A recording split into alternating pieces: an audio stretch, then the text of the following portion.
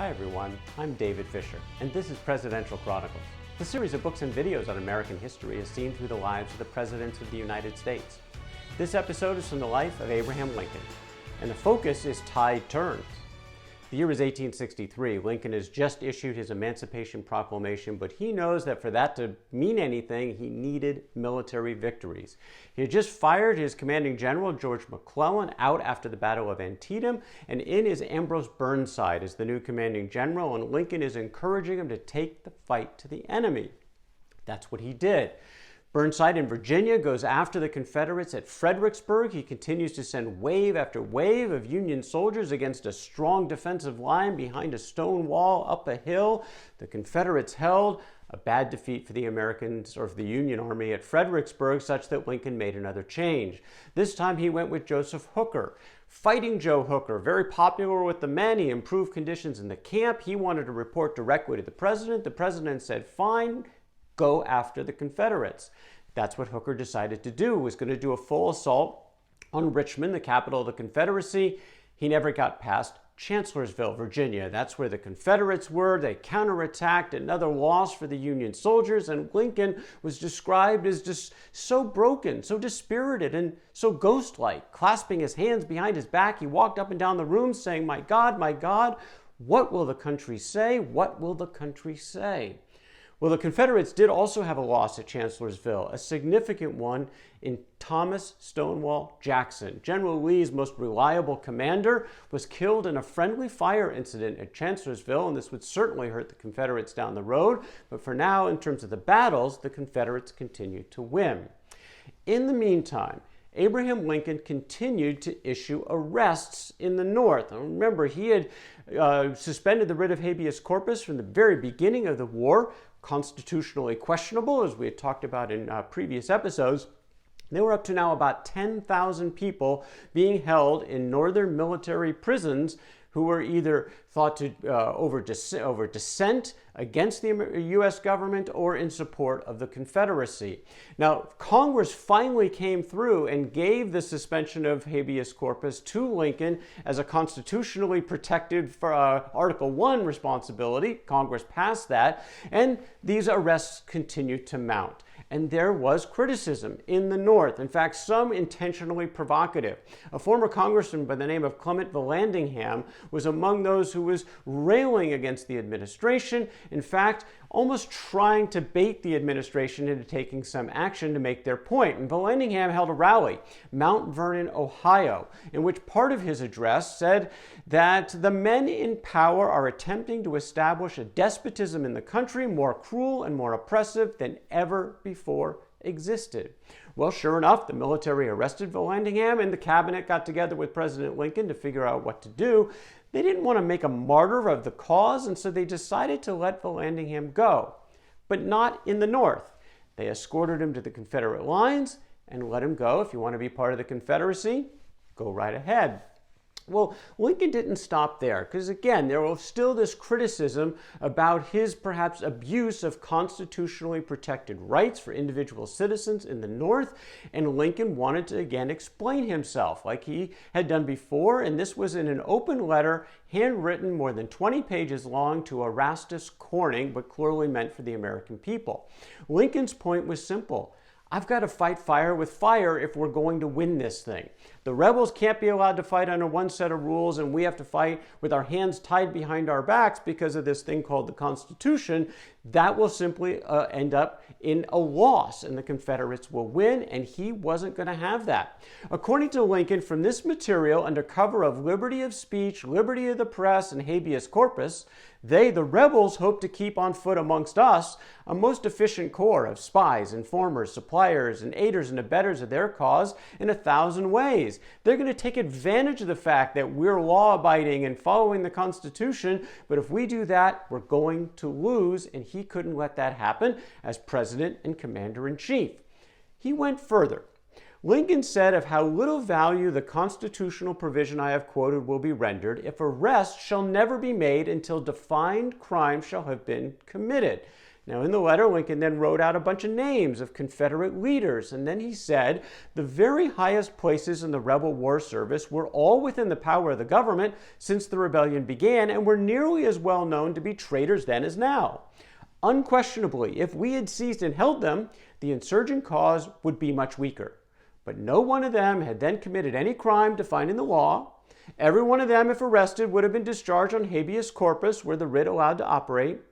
In view of these and similar cases, I think the time not unlikely to come when I shall be blamed for having made too few arrests rather than too many.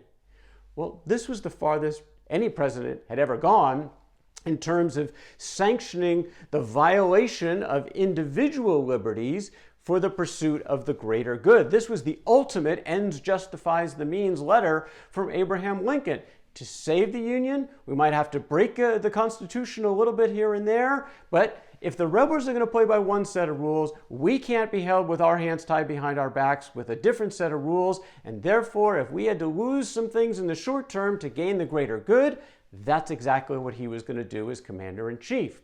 Well, Lincoln's Erastus Corning letter was perhaps the most widely read letter of the entire Civil War. Millions actually glanced eyes on this thing, and the vast majority in the North were perfectly fine with the approach that Lincoln was taking. Sure, there were critics in the North still, but the vast majority recognized that in their view and in the president's view, they had to make these individual sacrifices in order for the greater good and preserve the Union. Well, again, none of this mattered without military victories, and Lincoln was ready for another change in command. Joseph Hooker was out, and in at the Army of the Potomac was General George Meade, just in time for a fight that was about to take place on northern soil. General Lee has taken his Confederate army again across the Potomac, and these armies are now converging in Pennsylvania. In the meantime, General Ulysses Grant is going after the prize on the Mississippi. Vicksburg, Mississippi, right on the river, a fortress town, seemed to be impenetrable. No one had been able to break it so far, but Grant was going to go after it, and if he could get Vicksburg, the entire Mississippi River would be in control of the Union Army. Well, up north, that clash began near Gettysburg, Pennsylvania on July 1st of 1863. The Union forces got to the high ground and dug in, which was critical as they were the last line of defense between the Confederate Army and the nation's capital, Washington, D.C., not very far away. On day one of the fight, kind of a stalemate, both sides putting a lot into the breach, no clear winner either way. On day two, the Confederates almost broke through. Again, sort of an unrelenting series of attacks up these hills, and a focal point was at the far flank of the Union line, where the 30th Maine under Colonel Joshua Chamberlain were sitting on a hill called Little Round Top. And they were fighting back charge after charge from the Confederates to the point where by the end of the day, they were practically out of ammunition. So what did Chamberlain do? He did the only thing he could think of, a bayonet charge, to have his men run down the hill of Little Round Top with bayonets out, and the Confederates, stunned, who were still on the hill, mostly gave up. The fighting on day two at Gettysburg was over, and the Union line had held. Day three, General Lee had a decision to make. Would he leave, find better ground, fight another day, or take one more shot at the Union Army where it stood? And Lee thought, this might be my last chance to go after the Union Army en masse. I'm going to go for the center. I tried the flanks, it didn't work. I'm going to go for the center. I'm sending George Pickett, 15,000 men. They have to cross 3/4 of a mile of open range, unprotected, no trees. And sure enough, the artillery bombardments were there. Pickett's army that crossed, a handful got through. Most did not. His army was effectively decimated. As the Union line held, the Confederates under Pickett were sent back. Most were killed or wounded, and the fighting in Gettysburg was effectively over, as Lee was then allowed to take his army, licking its wounds, back into the safety of Virginia. The Union victory was in place in the North, But Abraham Lincoln wasn't all that happy, and we'll get to that in just a moment. He was thrilled with what happened with Ulysses Grant. The very next day, July 4th, 1863, the 47-day siege that Grant had been able to put into place was over. The Confederates surrendered 30,000 men, and the Union Army now had control of the entire Mississippi. Again, Lincoln thrilled with General Grant. He wrote that, "My dear General, I do not remember that you and I ever met personally. I write this now as a grateful acknowledgement for the almost inestimable service you have done the country." Thrilled. Not so with General Meade. He was disappointed that Meade allowed Lee to escape. He thought this was the chance to strike that final blow and actually crush and eliminate the war-making power of Lee and his army. He wrote to Meade that, "I do not believe you appreciate the magnitude of the misfortune involved in Lee's escape. He was within your easy grasp, and to have closed upon him in connection with our other late successes have ended the war. As it is, the war will be prolonged indefinitely, and your golden opportunity is gone. I am distressed immeasurably because of it." November 19th of that year, 1863, thousands would gather on that battlefield in Gettysburg to dedicate a cemetery for those that lost their lives there. Noted orator Edward Everett was given the opportunity as the keynote address, but President Lincoln was invited to say a few remarks as well. Everett spoke for 2 hours. Lincoln spoke for 2 minutes. Probably the greatest speech in American history, certainly the most poignant, crammed into 2 eloquent minutes of really what this war was all about, and not only to be there to dedicate for the heroic action of those that lost their lives at Gettysburg, but to really be there to motivate the living to continue the fight.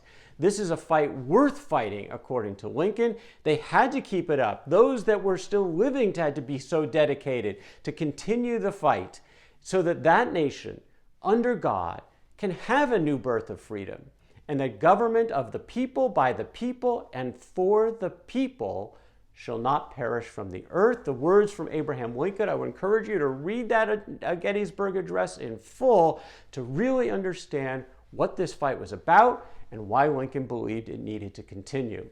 To continue, he needed victories in the military. He needed commanders he could count on.